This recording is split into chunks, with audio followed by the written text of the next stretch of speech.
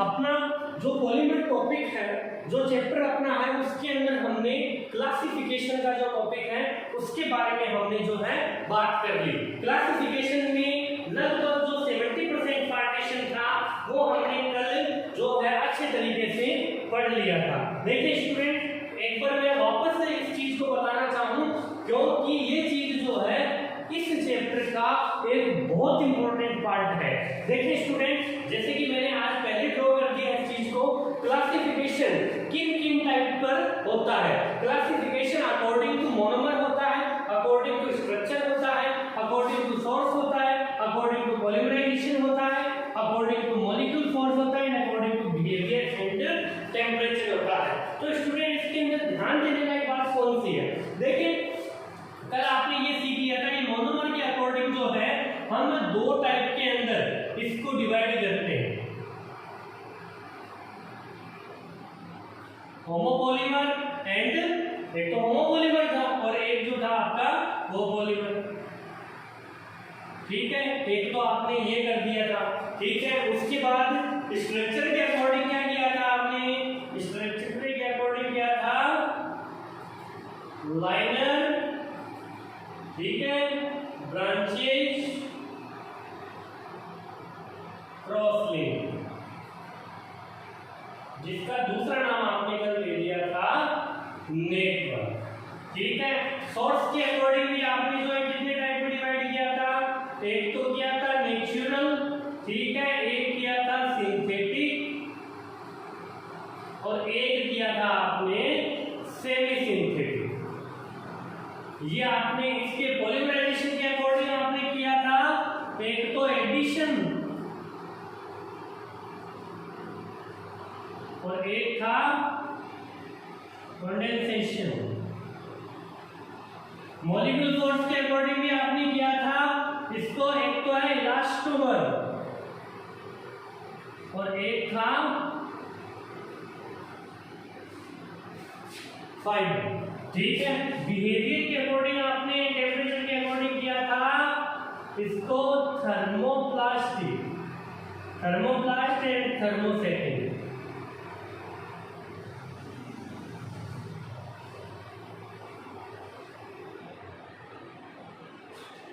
इनके अंदर हमने लगभग एग्जांपल की जो है वो बात कर ली थी।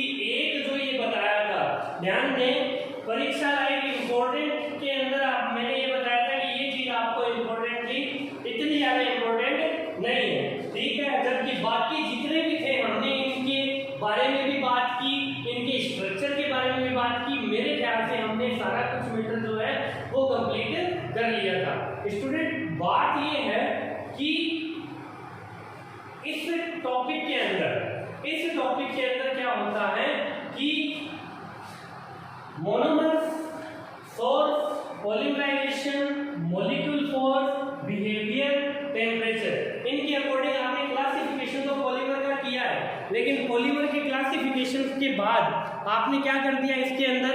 आपने एक चीज ये भी कर रखी है इसके अंदर कि जो पॉलीमर था इसके अंदर जैसे होमोपॉलीमर है, इसका जब तक आप एग्जांपल नहीं दोगे, जब तक आप इस चीज का एग्जांपल नहीं दोगे, तब तक ये टॉपिक जो है वो टॉपिक जैसा नहीं रहेगा।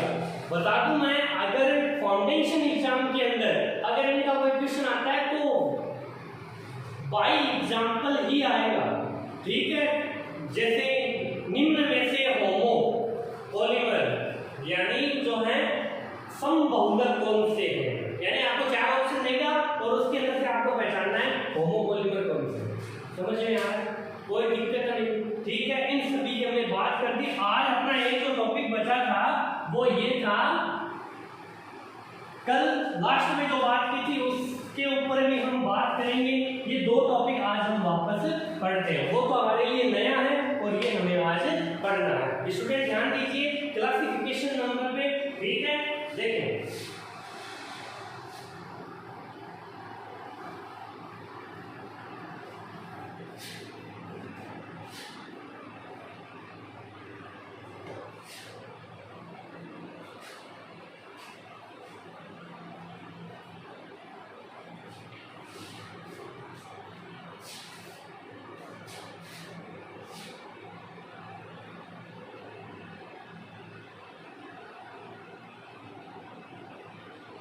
मॉलिक्यूल फोर्स की बात कर रहे हैं।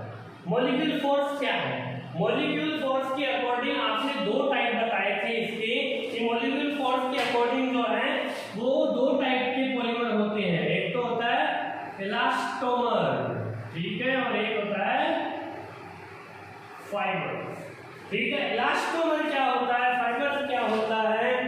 इलास्टोमर ऐसे पॉलीमर जो जिस मोनोमर से बने हैं उन मोनोमर के बीच के अंदर जो इंटरमॉलिक्यूल फोर्स है, इंटरमॉलिक्यूल फोर्स है, वो क्या होता है? वीक होता है। क्या होता है? वीक होता है। फॉर एग्जांपल जो रबर होता है, रबर को आप एक फिक्स डिस्टेंस पे खींच लेते हो, जैसे ही अपना जो आपने आउटर फोर्स लगाया वो जैसे हटाते हो वो क्या हो जाता है?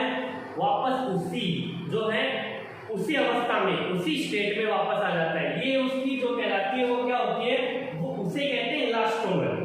जिससे फोर्स हटाने पर वापस वो उसी स्टेट में आ जाता है, उसी पोजीशन कंडीशन में आ जाता है, ऐसी चीजों को क्या कहते हैं? इलास्टोमर, ठीक है। जो क्यों होता है ऐसा? क्योंकि उनके बीच में जो इंटरमॉलिक्यूल फोर्स है वो क्या है? वीक है। इसका एग्जांपल आपने अच्छे तरीके से कल दे दिया था, क्या? रबर। फाइबर है ना, इसके अंदर क्या है? फाइबर्स के अंदर क्या है? इसके अंदर इंटरमॉलिक्यूल जो फोर्स है,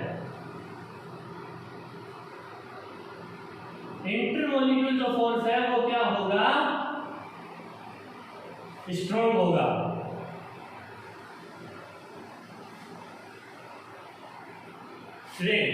ठीक है। धागे जो होते हैं ना कपड़े बनाने के लिए, जो भी धागे होते हैं उनको आप खींच नहीं सकते, ठीक है ना। आपने जितना ज्यादा अगर और फोर्स ज्यादा लगाओगे तो क्या होगा? उसके टुकड़े हो जाएंगे। लेकिन इसके अकॉर्डिंग ये जो होता है वो हार्ड होता है, क्योंकि इसका इंटरमॉलिक्यूल जो फोर्स है वो क्या होता है? स्ट्रॉन्ग होता है, जिसके कारण ये रिजिड एंड सॉलिड होते हैं, ठीक है। स्टूडेंट यहाँ पर कोई दिक्कत नहीं है, ये टॉपिक कल भी पढ़ लिया, आज मैंने एक बार वापस इसको रिफ्रेश कर दिया। अब जो चलते हैं हमारे आज के नए टॉपिक के अंदर, जिसका नाम है classification according to behaviour and और टेम्परेचर।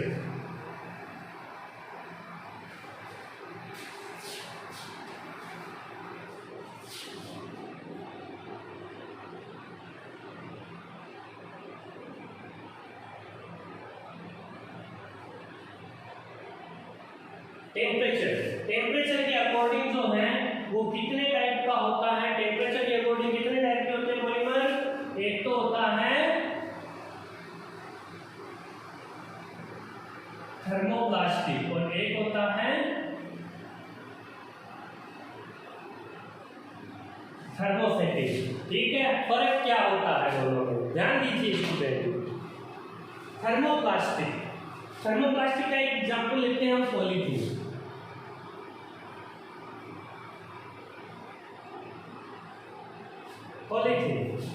खास बात क्या होती है थर्मोप्लास्टिक की? जैसे आप इसको हीट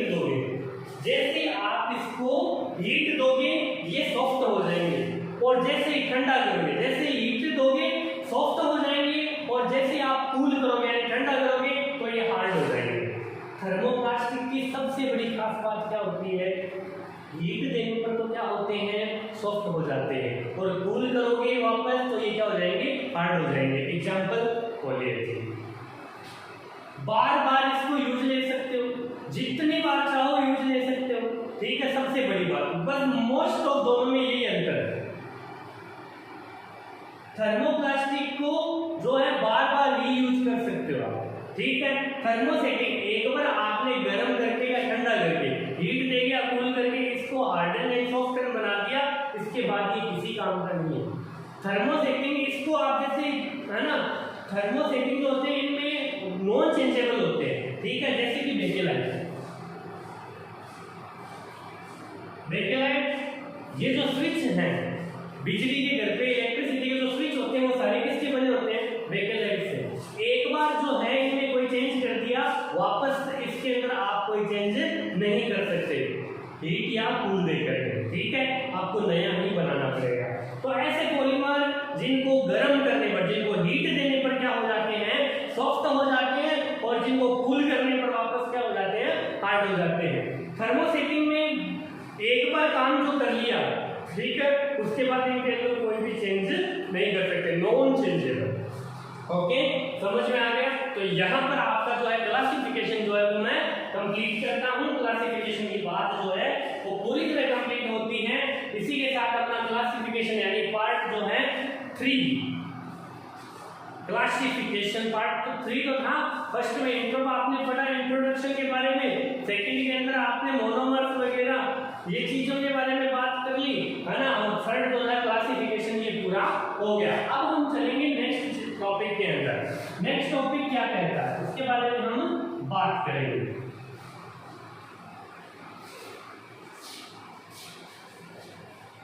नेक्स्ट टॉपिक के अंदर क्या है, नेक्स्ट टॉपिक में आपको पॉलीमराइजेशन का पूरा जो है वो प्रूफ देना है। पॉलीमराइजेशन का क्या देना है, पूरी तरह प्रूफ देना है, ठीक है।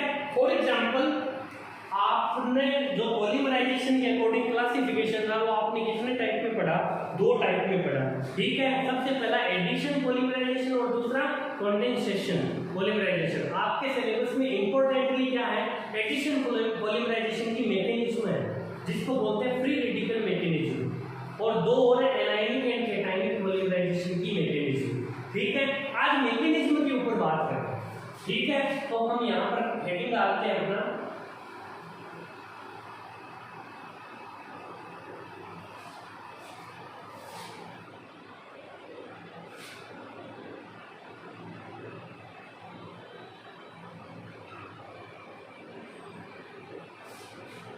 इनकी मैकेनिज्म जो है वो अपने जैसे पॉलीमराइजेशन बोल सकता हूं मैं इसको, इनकी मैकेनिज्म जो है हमें पढ़नी है। पॉलीमराइजेशन के अंदर आपने पढ़ा था, पहला तो क्या था, एडिशन, एडिशन पॉलीमराइजेशन। क्या पढ़ा था, एडिशन पॉलीमराइजेशन। एडिशन पॉलीमराइजेशन की जो मैकेनिज्म है वो कितने टाइप की होती है, 2 टाइप की होती है। एक तो होती है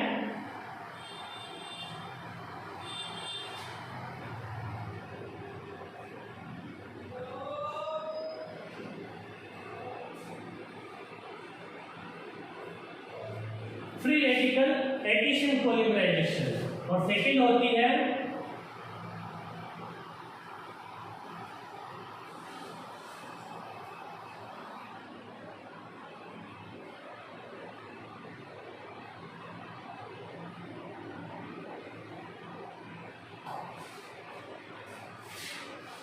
समझ में आई स्टूडेंट बात। पॉलीमराइजेशन जो टॉपिक है उसकी मैकेनिज्म पढ़नी है। सबसे पहले पॉलीमराइजेशन कौन सा है, एडिशन पॉलीमराइजेशन। इसके अंदर 2 टाइप है, एक तो फ्री रेडिकल एडिशन पॉलीमराइजेशन और दूसरा है आयनिक एडिशन पॉलीमराइजेशन। इन दोनों के बारे में, दोनों की मैकेनिज्म आपको जो है वो पढ़नी है। स्टूडेंट सबसे पहले स्टार्ट करते हैं अपना फ्री रेडिकल एडिशन पॉलीमराइजेशन, ठीक है। क्या चालू करते हैं, फ्री रेडिकल एडिशन पॉलीमराइजेशन। देखिए स्टूडेंट,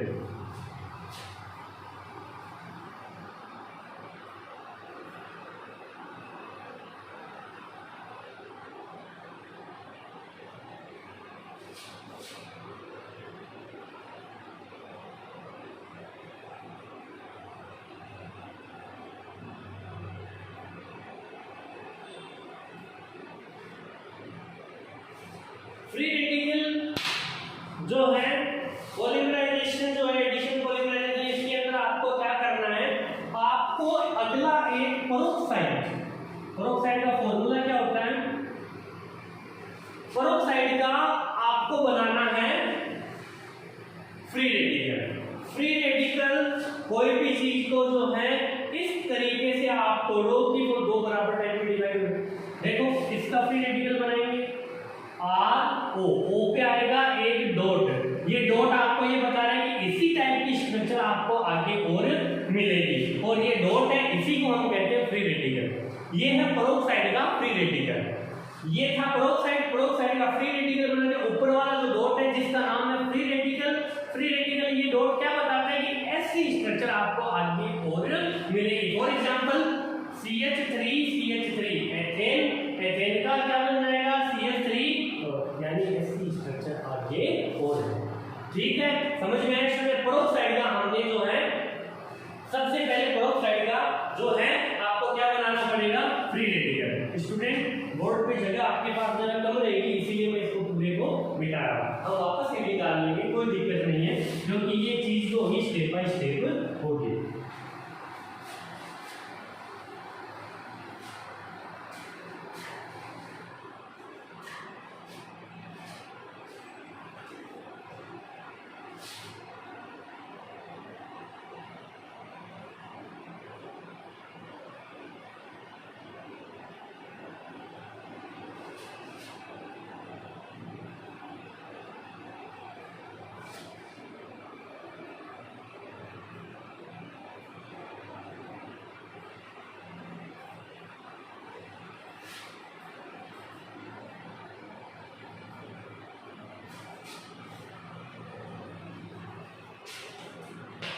कितने स्टेप में होती है, फ्री रेडिकल एडिशन पॉलीमराइजेशन कितने स्टेप में होती है, ये जो है टोटल स्टेप आपके लेगी कितने, 3। कितने स्टेप लेगी, 3। सबसे पहले बात करते हैं स्टेप फर्स्ट की। स्टेप फर्स्ट की बात करें, स्टेप फर्स्ट के अंदर क्या करना है, सबसे पहले आपको पेरोक्साइड मिलेगा। फर्स्ट स्टेप के अंदर आपको पेरोक्साइड मिलेगा, उस पेरोक्साइड का आपको फ्री रेडिकल बनाना है। उस पेरोक्साइड का क्या बनाना है, फ्री रेडिकल बनाना है। उस फ्री रेडिकल से आप क्या करोगे, उस फ्री रेडिकल पर धीरे धीरे आप जो है मोनोमर का अटैक करवाओगे, और मोनोमर का अटैक करवाते रहोगे, कंटिन्यूसली करवाते रहोगे। लास्ट में उस फ्री रेडिकल का इफेक्ट है वो पूरी तरह आप क्या कर दोगे, डिस्ट्रॉय कर दोगे, पूरा खत्म कर दोगे उसको, है ना। ध्यान दीजिए सबसे पहले स्टेप के बारे में, सबसे पहले आपको पेरोक्साइड मिलेगी, ये है पेरोक्साइड, ये है पेरोक्साइड। पेरोक्साइड का सबसे पहले फ्री रेडिकल बनाते हैं, फ्री रेडिकल का तरीका मैंने बता दिया, ये फ्री रेडिकल हो गया, ये पेरोक्साइड का फ्री रेडिकल हो गया। इस फ्री रेडिकल पर स्टेप फर्स्ट के अंदर ही इस फ्री रेडिकल पर हम जो है छोटी सी मोनोमर का अटैक करवाएंगे। छोटी मैंने इसलिए ली है क्योंकि जितनी छोटी लोगे अपनी प्रोसेस है वो छोटी होती जाएगी। लेने को आप बड़ी भी ले सकते हो, ठीक है, कोई दिक्कत वाली बात नहीं है, लेकिन लेना एडिशन पॉलीमर है, ठीक है, कोई डेक्रोन वगैरह नाइलोन वगैरह मत ले लेना, ठीक है। देखो फ्री रेडिकल की एक खास बात होती है, वो जिसके साथ जुड़ता है ना, वो उसको वो अपना इफेक्ट सारा उसके ऊपर दे देता है। ये आरो फ्री रेडिकल इसके साथ जुड़ेगा, ये अपना फ्री रेडिकल का इफेक्ट सारा किस पे दे देगा, इस पे दे देगा, कोरोना वायरस की तरह, ठीक है। टच होगा अपना सारा इफेक्ट क्या है सामने वाले पे दे देगा, ठीक है। देखो देखिए स्टूडेंट, ROCH2CH2 ये क्या आ गया यहाँ पे, RO जिसके साथ CH2CH2 जुड़ा है, क्या फ्री रेडिकल इफेक्ट गया है या नहीं गया, उसमें चला गया, ये आपका स्टेप फर्स्ट है वो कंप्लीट हो गया। स्टेप फर्स्ट के अंदर आप क्या करते हो, स्टेप फर्स्ट में सबसे पहले पेरोक्साइड का फ्री रेडिकल बनता है, उस फ्री रेडिकल पर एक मोनोमर का अटैक होता है और बड़ा फ्री रेडिकल बनता है। सबसे पहले पेरोक्साइड का फ्री रेडिकल बनता है और उस पे मोनोमर का अटैक होता है, फ्री रेडिकल पर मोनोमर का अटैक होता है और एक बड़े फ्री रेडिकल का जो है वो प्रोड्यूशन होता है, ठीक है। पहले आपके पास छोटा फ्री रेडिकल था, मोनोमर जुड़ गई, बड़ा फ्री रेडिकल बन गया, स्टेप फर्स्ट में हो गया, ठीक है। अब चलते हैं स्टेप सेकंड, क्या करें, स्टेप सेकंड। स्टेप सेकंड में क्या करना होता है, डियर स्टूडेंट, ये स्टेप फर्स्ट है, मैं यहीं पर आपको जो है, ठीक है। स्टेप सेकंड की बात करें, स्टेप सेकंड में जो स्टेप फर्स्ट के अंदर जो बड़ा फ्री रेडिकल बना,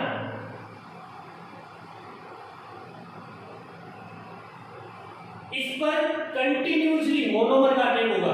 अब ध्यान देना, मोनोमर हो ही लेना जो फर्स्ट स्टेप में ले चुके हो, यहां पर चेंज और यहां पर चेंज होगी तो पूरी मैकेनिज्म गलत हो जाएगी, ठीक है। ध्यान दीजिए, अटैक करवाया मोनोमर का, क्या होगा, इससे लगेगा ये इस पे दे देगा फ्री रेडिकल का इफेक्ट,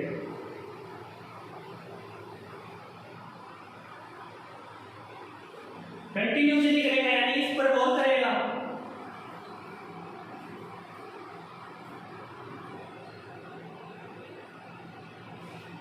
ठीक है। प्लस अब बार बार कराने से अच्छा मैं एन लगा के बहुत सारी जो है वो अटैक करवा दूंगा, तो क्या हो जाएगा, ROCH2CH2CH2CH2CH2, ठीक है। ये फ्री रेडिकल एक्शन मैं बीच में यहाँ पर एन लगा देता हूँ, अब ये बहुत सारी हो गई, समझ में आया स्टूडेंट्स, पॉलीमर बना दिया यानी बहुत सारी हो गई है, एनी प्रॉब्लम, कोई दिक्कत नहीं है। ये स्टेप सेकंड तक की प्रोसेस हुई, एक बार फिर सुने, फ्री रेडिकल एडिशन पॉलीमराइजेशन के अंदर 3 स्टेप होते हैं। फर्स्ट स्टेप के अंदर पेरोक्साइड का फ्री रेडिकल बनता है और उस फ्री रेडिकल पर जो है एक मोनोमर का अटैक होता है, जिससे जो monomer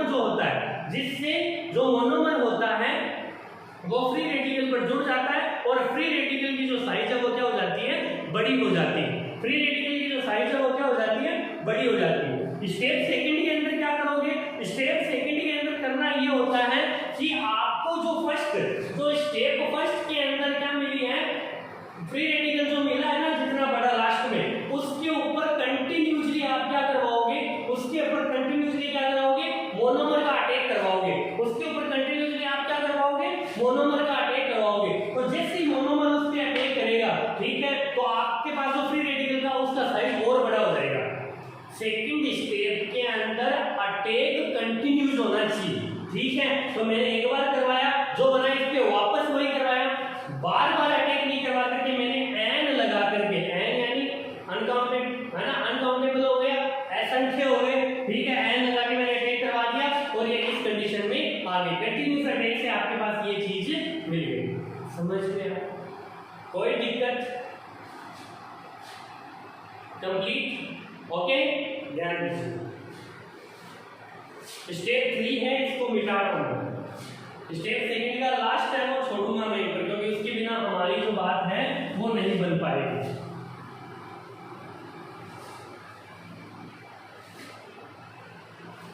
step second, step third के अंदर ध्यान दीजिए स्टूडेंट, स्टेप थर्ड के 3 पार्ट है। स्टेप थर्ड के कितने पार्ट है?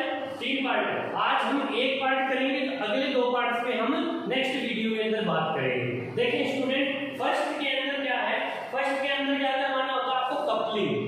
फर्स्ट स्टेप 3 के अंदर जो फर्स्ट पार्ट है उसका नाम क्या है,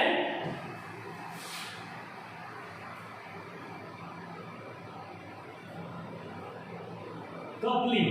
क्या नाम है? कपलिंग। इसके अंदर आपको क्या है, स्टेप 3 के अंदर आपको क्या करना होता है, स्टेप 3 होता है last and final step. Last and final step में जो आपको करना होता है वो करके दिखाओ। यानी फ्री रेडिकल, ये आपके लिए बहुत बड़ी दुविधा बन रहा है, फ्री रेडिकल का इफेक्ट हटाना है। इफेक्ट हटाने के कितने तरीके हैं? 3 तरीके हैं। पहला तरीका क्या है, कपलिंग। क्या तरीका है? कपलिंग। क्या करोगे, सेकंड स्टेप के अंदर जो आपके पास बनी थी, सेकंड स्टेप के अंदर जो फ्री रेडिकल लास्ट में बना था आपके पास,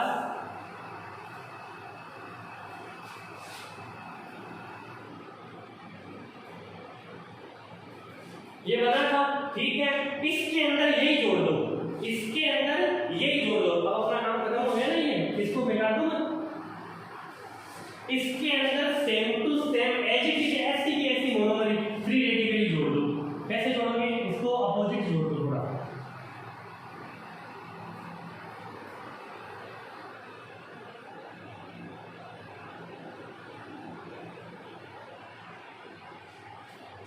जोड़ दिया, इसको जोड़ दिया। अब दोनों को जोड़ोगे तो क्या कंडीशन हो जाएगी, देखो देखिए, ROCH CH2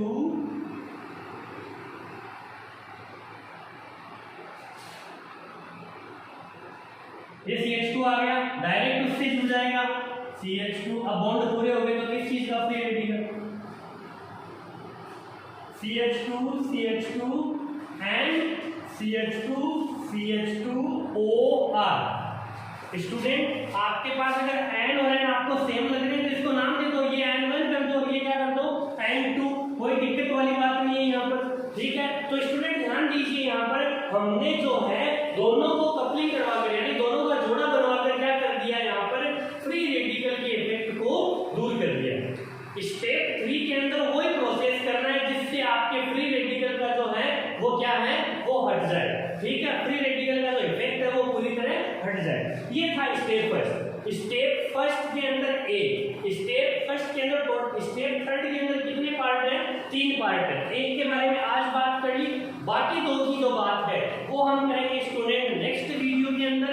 नेक्स्ट वीडियो जो है उसके अंदर आपको जो है और अलग तरीके से आपको जो है फ्री रेडिकल का इफेक्ट बनाने का जो है, फ्री रेडिकल के इफेक्ट हटाने का जो तरीका है वो बताया जाएगा। तो आज के ये स्टूडेंट मैं अपनी बात को यही रोकता हूँ, आप घर पे ये पढ़ते रहोगे, जिस हिसाब से आपका जो डाउट आता है वो हम दूर करते रहेंगे। Thank you.